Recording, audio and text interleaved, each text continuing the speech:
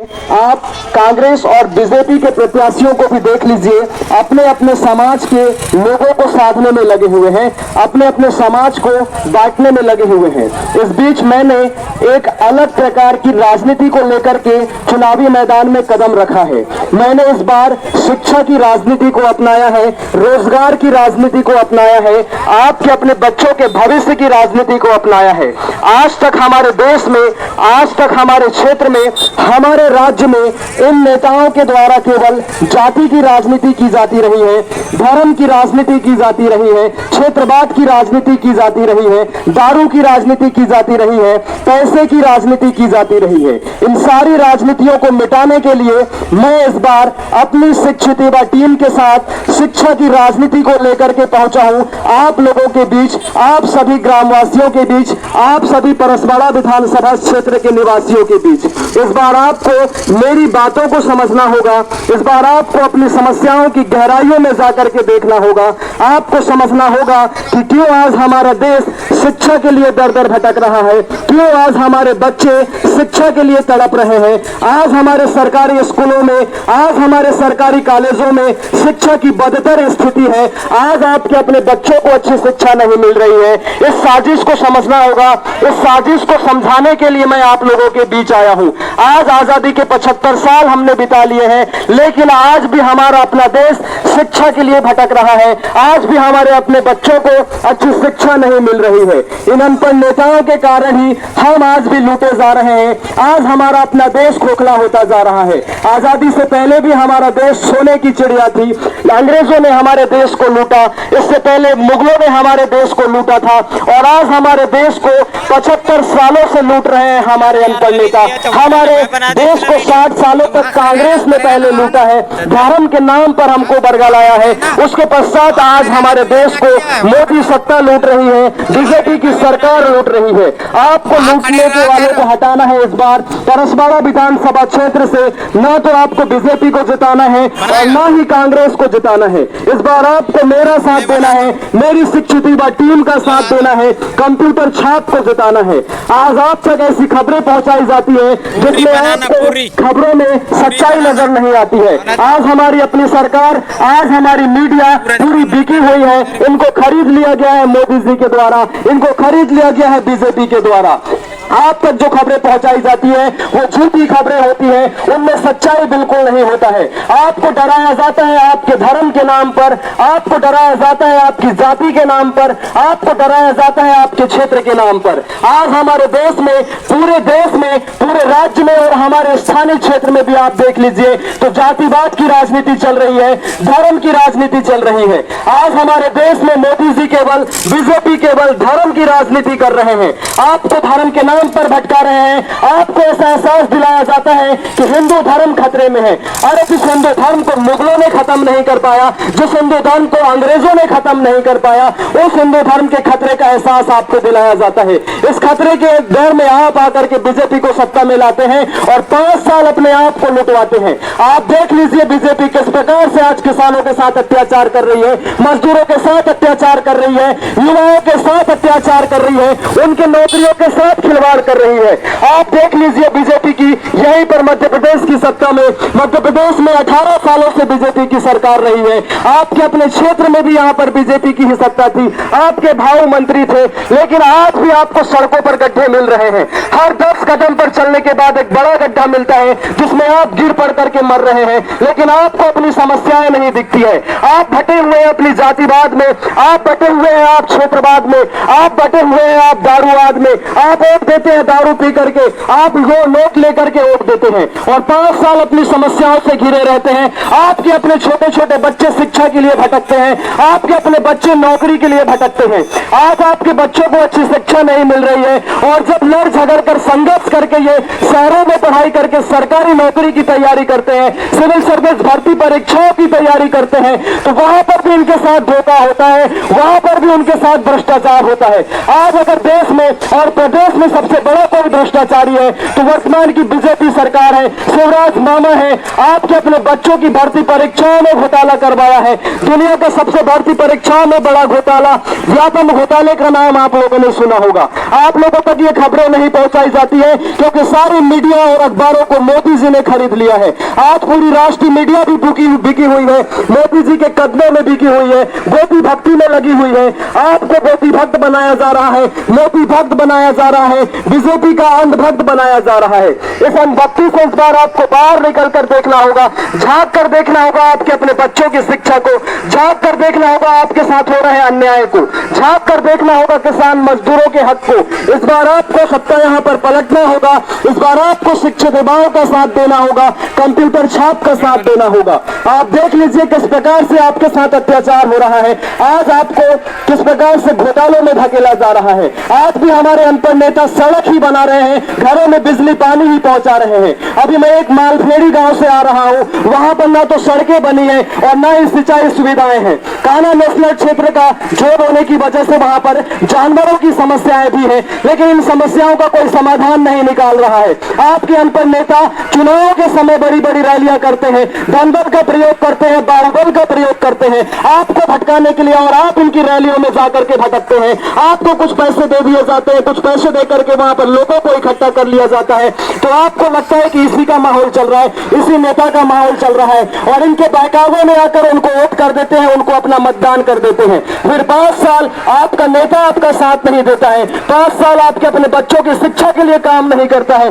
5 साल आपके अपने बच्चों की नौकरियों के लिए काम नहीं करता है। जब आपके बच्चे अच्छी शिक्षा नहीं प्राप्त करेंगे तो उनको अच्छी नौकरियां नहीं मिलेंगी, और आपके अपने बच्चे भटकते रहेंगे, जीवन भर दर दर भटकते रहेंगे, मजदूरी करने के लिए हैदराबाद जाएंगे, नागपुर जाएंगे, रायपुर जाएंगे और उद्योगों में जाकर के काम करेंगे। किसान का बेटा आज भी देख लेंगे किस प्रकार से संघर्ष करके पढ़ाई करता है, एक पटवारी भर्ती परीक्षा की तैयारी करने जाता है, शहरों में जाकर के पढ़ाई करता है, तो उसके साथ घोटाला होता है, उसके साथ अत्याचार होता है। शिवराज मामा ने सबसे बड़ा घोटाला आपके बच्चों के साथ किया है, आपके अपने बच्चों की नौकरियों के साथ घोटाला करवाया है, लेकिन आपको इन चीजों को देखना बंद कर चुके हैं। आप तो मोदी भक्ति में डूबे हुए हैं, आप तो बीजेपी की भक्ति में डूबे हुए हैं, आप कांग्रेसियों के भक्ति में डूबे हुए हैं। इस बार आपको बदलना होगा, परस्परा विधानसभा क्षेत्र से बीजेपी को भी भगाना होगा, कांग्रेस को भी भगाना होगा। कांग्रेस ने 7 साल तक देश को लूटी है, उसके पश्चात आज लूट रही है तो बीजेपी। आपको ना तो यहाँ पर जातिवाद की राजनीति का साथ देना है और ना ही कांग्रेस का साथ देना है। आज कांग्रेस के जो प्रत्याशी हैं वो अपने समाज के लोगों को वोट बटोरने का एक वोट बैंक समझ रहे हैं, अपने समाज के लोगों को भटकाने में लगे हुए हैं। मैं भी उसी समाज से आता हूं, लेकिन मैं यहाँ पर जाति की राजनीति करने नहीं आया हूं, मैं यहाँ पर शिक्षा की राजनीति करने आया हूं। इस बार आपको कांग्रेस का साथ नहीं देना है।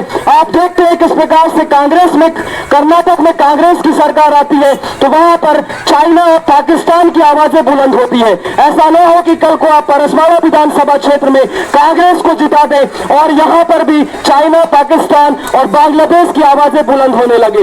इसलिए इस बार आपको शिक्षित युवा प्रत्याशी का साथ देना होगा, मेरा साथ देना होगा, मेरी शिक्षित युवा टीम का साथ देना होगा, कंप्यूटर छाप पर मोहर लगाना होगा, कंप्यूटर छाप पर बटन दबाना होगा। बहुत हो गई है यहाँ पर धर्म की राजनीति, बहुत हो गई है जाति की राजनीति। इस जाति की राजनीति ने खोखला किया है हमारे अपने देश को। आजादी के बाद हमारे अनपढ़ नेताओं ने हमें बांटा है हमारी अपनी अपनी जातियों में। इस जातियों से आपको बाहर निकलना होगा। इस बार आपको शिक्षा का साथ देना होगा। पूरे देश में अब शिक्षित युवाओं को ही सत्ता सौंपना होगा, शिक्षित राजनीति को ही अपनाना होगा, शिक्षा की राजनीति को ही लेकर के आगे बढ़ना होगा। आज हमारे अनपढ़ नेताओं ने लूटा है हमारे अपने भविष्य को, लूटा है हमारे अपने क्षेत्र को, लूटा है हमारे अपने देश को। आज हमारा देश संसाधन संपन्न रहने के बावजूद भी चाइना से डर रहा है, पाकिस्तान से डर रहा है। आज हमारे अपने देश को पाकिस्तान आग दिखा रहा है, चाइना हमारे अपने देश के क्षेत्रफल को अपने नक्शे में दर्शा रहा है, फिर भी आपको हमारी मीडिया विश्व गुरु होने का अनुभव कराती है। आपको मोदी जी में विश्व गुरु नजर आते हैं। अरे मोदी भक्ति से एक बार बाहर निकल कर देखिए, खबरों की वास्तविकता में जाइए। जब हमारा एक राज्य मणिपुर जलता है, वहां पर हमारी माँ बेटियों को नंगा घुमाया जाता है, तो हमारे मोदी जी वहां पर एक दिन भी जाकर के घूमते नहीं है, एक दिन भी जाकर के वहां नहीं देखते हैं, वहां की स्थितियों से अवगत नहीं होते हैं। और हमारी मीडिया हम तक उन खबरों को भी नहीं पहुंचाती है। वहां पर इंटरनेट बंद कर दिया जाता है, वहां पर मोबाइल काम नहीं करते हैं। आपको अपनी खबरों को छुपाने के लिए मोदी जी ने सारी मीडिया मीडिया को खरीद लिया है। इस बार आपको वास्तविकता को समझना होगा, शिक्षित युवाओं को ही सत्ता सौंपना होगा, शिक्षित युवाओं का साथ देना होगा, कंप्यूटर छाप को ही जिताना होगा। आज हमारा देश संसाधन संपन्न रहने के बावजूद भी तरस रहा है सड़क, बिजली, पानी के लिए। आज हमारे बच्चे अच्छी शिक्षा के लिए तड़प रहे हैं। 75 साल में अगर हमारे अपने देश को अच्छे नेता मिले होते, शिक्षित नेता मिले होते, तो शिक्षा के मूल्य को समझते और व्यवस्थाओं को दुरुस्त करते, शिक्षा व्यवस्था को दुरुस्त करते। आज अगर कोई बच्चा अच्छी शिक्षा प्राप्त कर लेता है तो वो अपने अधिकारों की लड़ाई लड़ने के लिए मजबूत हो जाता है, सरकार से सवाल करने के लिए मजबूत हो जाता है, अच्छी सरकार को चुनने के लिए मजबूत हो जाता है, अच्छी सरकार से सवाल करने के लिए मजबूत हो जाता है, किसान मजदूरों के अधिकारों की लड़ाई लड़ने के लिए मजबूत हो जाता है। इसलिए इस बार आपको समझना होगा शिक्षा के मूल्य को, इस बार आपको हराना होगा जाति की राजनीति को, इस बार आपको हराना होगा धर्म की राजनीति को। हमारा अपना देश खोखला हो रहा है जातिवाद की राजनीति से, धर्मवाद की राजनीति से। इस बार आपको इनके बहकावे में नहीं आना है। इस बार आपको साधा जाएगा अपना अपना जाति करके, जाति में बांट करके। इसलिए इस बार इन जातियों के बहकावे में नहीं आना है। इस बार आपको शिक्षा की राजनीति का साथ देना है। बहुत कर लिया आपने अपने बच्चों के भविष्य को खोखला, इस बार आपको जागना है। मैं गाँव में जगह जगह जाकर के चुनाव प्रचार कर रहा हूँ, मैं स्वयं जाकर के लोगों से मिल रहा हूँ, तो लोग अभी भी जागे हुए नहीं है, अभी भी लोग जातिवाद में बटे हुए हैं, अभी भी लोग क्षेत्रवाद में बटे हुए हैं, अभी भी लोग दारू पीने के लिए पैसे मांग रहे हैं, दारू पीने का वोट दे दो कहते हैं। इसलिए इस बार आपको समझना होगा, इस बार एक शिक्षित युवा प्रत्याशी ने आपके अधिकारों की लड़ाई लड़ने का बीड़ा उठाया है। इस बार एक शिक्षित प्रत्याशी ने आपके अपने बच्चों की शिक्षा की लड़ाई लड़ने के लिए बीड़ा उठाया है। इस बार आपको शिक्षित युवाओं का साथ देना होगा, मेरा साथ देना होगा, मेरी एक शिक्षित युवा टीम का साथ देना होगा। इस बार आपको जातिवाद की राजनीति को हराना होगा। इस बार ना तो आपको बीजेपी को लाना है यहाँ पर, और ना ही कांग्रेस को लाना है, और ना ही कंकर जी को लाना है। बहुत देखा है इनकी राजनीतियों को, आपने इनकी राजनीतियों को देखा है, इन सारे प्रत्याशियों को आपने अपने क्षेत्र में देखा है। इन्होंने लूटा है हमारे अपने क्षेत्र को। आप भी आप बैयर से लेकर के परसवाड़ा रोड पर चले जाइए, हर 10 कदम पर एक बड़ा गड्ढा मिलेगा। आज भी हमारे अनपढ़ नेता सड़क ही बना रहे हैं। इन अनपढ़ नेताओं को ना तो भारत का इतिहास पता है, और ना ही इन्होंने भारत के भूगोल को समझा है, और ना ही इन्हें देश की अर्थव्यवस्था की समझ है। इन अनपढ़ नेताओं ने तो संविधान तक नहीं पढ़ा है, इनको कानून का भी ज्ञान नहीं है, और ये हमारे लिए विधायिकाओं में बैठकर कानून बना रहे हैं, आपके अपने बच्चों की शिक्षा नीति को लागू कर रहे हैं। इन अनपढ़ नेताओं को ही देख लीजिए संसद में किस प्रकार की बयानबाजी करते हैं। आप देख लीजिए अभी 2 दिन पहले बिहार के मुख्यमंत्री नीतीश कुमार को ही उन्होंने कितना गंदा भाषण किया है, कितना गंदा विचार उन्होंने विधानमंडल में व्यक्त किया है, विधानसभा में व्यक्त किया है। इन अनपढ़ नेताओं के कारण ही लूट रहा है हमारे अपने देश का भविष्य, लूट रहा है हमारे अपने बच्चों का भविष्य। आप मोदी भक्ति में डूबते हैं, आपको पता नहीं है मोदी जी किस प्रकार से आपको मोदी भक्त बना रहे हैं। आज उनके साथ एक सांसद ब्रजभूषण शरण सिंह है, उनके ऊपर महिला खिलाड़ियों के यौन आरोप लगे हुए हैं, उसकी जांच मोदी जी नहीं करवा रहे हैं, उनको अपने साथ संसद में बिठा करके रखे हैं, उनको गुंडागर्दी करवा रहे हैं, उनके धनबल का प्रयोग कर रहे हैं, बाहुबल का प्रयोग कर रहे हैं। जब हमारी महिला खिलाड़ी जंतर मंतर में धरना प्रदर्शन करती है तो वहां पर मीडिया खबरों को कवर करने नहीं जाती है, वहां पर मोदी जी नहीं जाते हैं। जब यही खिलाड़ी ओलंपिक से गोल्ड मेडल जीत करके भारत में आए थे तो मोदी जी ने उनको अपने घरों में बुला करके उनका सम्मान किया था, उनका आदर सम्मान किया था। लेकिन जब उनके साथ किसी प्रकार का अत्याचार हुआ, दुराचार हुआ, उसके खिलाफ उन्होंने आवाज उठाई, जंतर मंतर में धरना प्रदर्शन किया, तो मोदी जी ने उनका साथ नहीं दिया, बीजेपी की सरकार ने उनका साथ नहीं दी।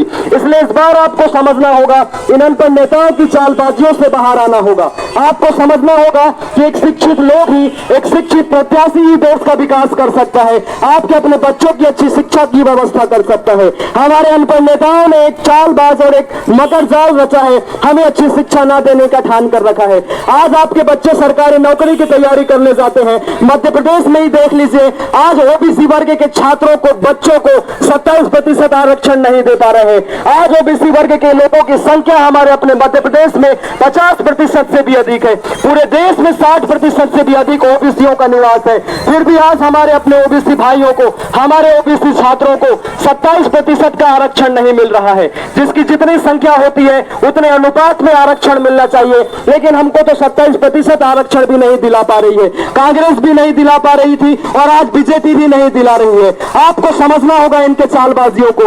अभी राहुल गांधी जी कह रहे हैं कि मध्य प्रदेश में अगर बीजेपी कांग्रेस की सरकार बनी तो हम ओबीसी वर्ग के लोगों को 27% आरक्षण देंगे। फालतू की बात करता है कांग्रेस, फालतू की बात करता है राहुल गांधी, फालतू की बात करती है सोनिया गांधी। अरे उनकी सरकार तो 60 साल से थी, मध्य प्रदेश में भी उनकी सरकार थी, उन्होंने क्यों नहीं किया अभी तक ओबीसी के लिए 27% का प्रावधान? कमलनाथ ने क्यों फंसा दिया 27% का प्रावधान हाई कोर्ट में? क्यों बीजेपी की सरकार ने अभी तक 27% का आरक्षण लागू नहीं कर पाई? इन बातों को आप समझ नहीं पाते हैं। आप डूबे हुए हैं बीजेपी की भक्ति में, आप डूबे हुए हैं कांग्रेस की भक्ति में, आप डूब जाते हैं कांग्रेस के वायदों में। अभी कमलनाथ ने बड़े बड़े वायदे आपसे किए हैं, कांग्रेस ने आपसे बड़े बड़े वायदे किए हैं, ये सारे खोखले वायदे हैं। जब सत्ता में आते हैं तो कुछ और ही आवाजें इनकी उठने लगती है, पाकिस्तान की आवाजें बुलंद होने लगती है, इनके आने से चाइना की आवाज बुलंद होने लगती है। ऐसे कांग्रेसियों को भगाना है परसवाड़ा विधानसभा क्षेत्र से, ऐसे बीजेपी की सत्ता को इस बार हराना है यहां से।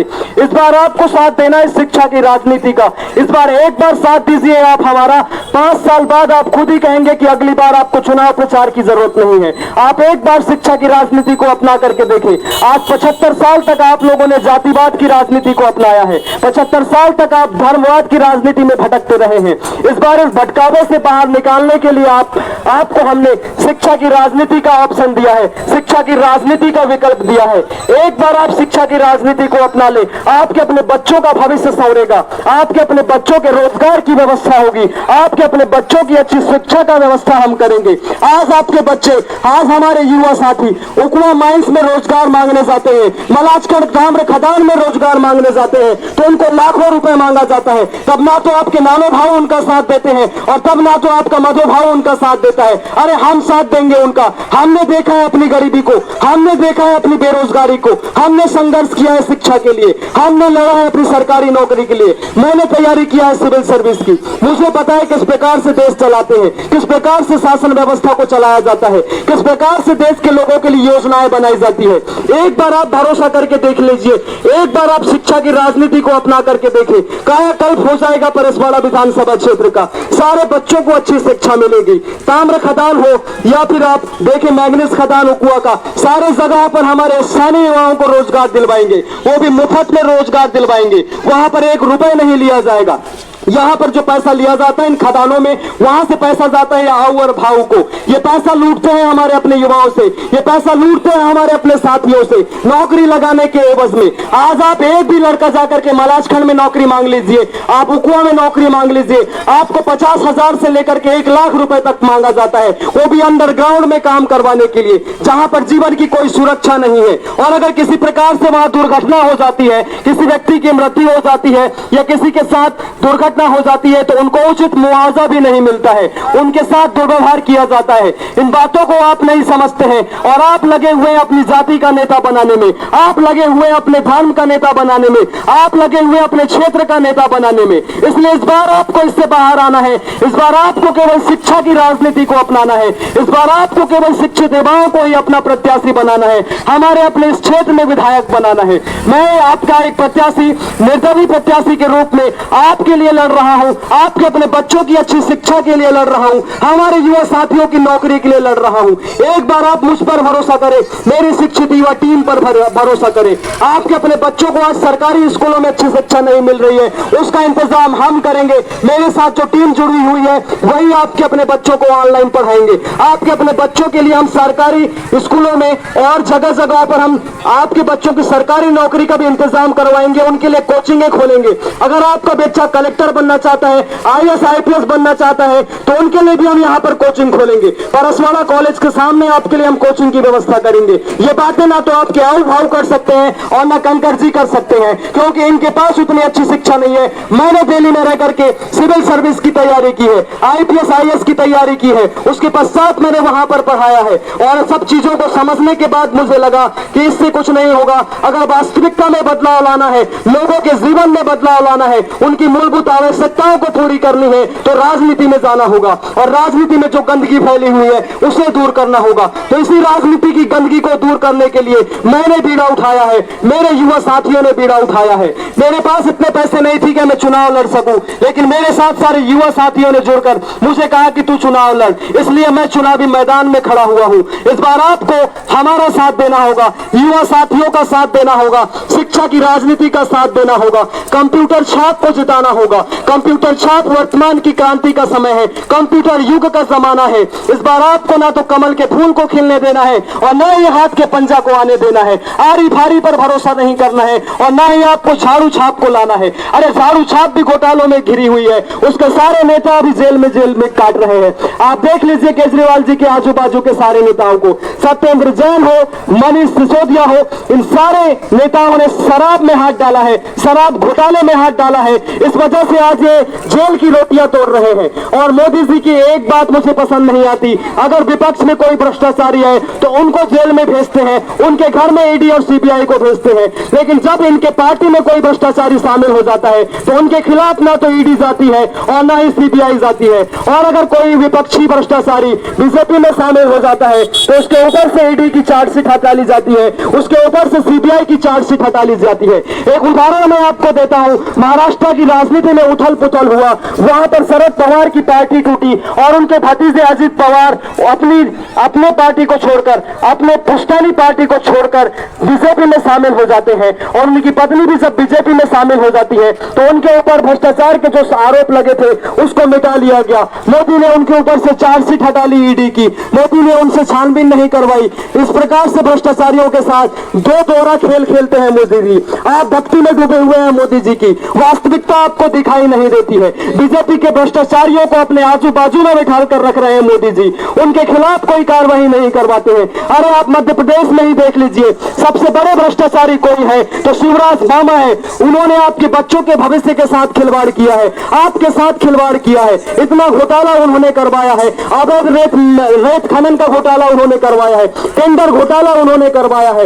व्यापम घोटाला करवाया है उन्होंने। अभी वर्तमान समय का ही देख लीजिए, एक महीने पहले का पटवारी भर्ती परीक्षाओं में घोटाला करवाया है, पुलिस भर्ती की परीक्षाओं में घोटाला करवाया है, सिविल सर्विस की भर्ती परीक्षाओं में घोटाला करवाया है। इस प्रकार के घोटाले आपके कानों तक सुनाई नहीं देते हैं, इस प्रकार की खबरों को आप नजरअंदाज करते हैं। और जब आपका बच्चा नौकरी के लिए तड़पता है तब उसे समझ में आती है कि किस प्रकार से सरकार चुननी चाहिए। इस बार आप हमारा साथ दे, कंप्यूटर छाप का साथ दे। हमने इन सारी समस्याओं को जमीनी स्तर पर देखा है, हमने इन शिक्षा की राजनीति को हमने देखा है। आज हमें अच्छी शिक्षा नहीं मिलने की वजह से हमें बहुत ज्यादा संघर्ष करना पड़ा, अपनी पढ़ाई के लिए संघर्ष करना पड़ा। जब मैं जाकर के दिल्ली में पढ़ाई किया, अपनी सिविल सर्विस की तैयारी किया, तो वहां पर मुझे शहरी छात्रों के बीच कंपटीशन करना पड़ा, उनके बीच मुझे संघर्ष करना पड़ा।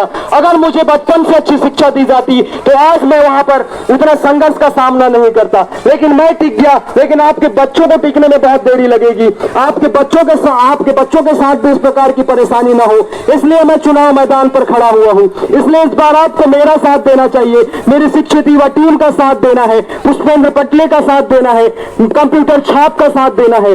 आज तक आपने जातिवाद की राजनीति का साथ दिया है, परसवाड़ा विधानसभा क्षेत्र में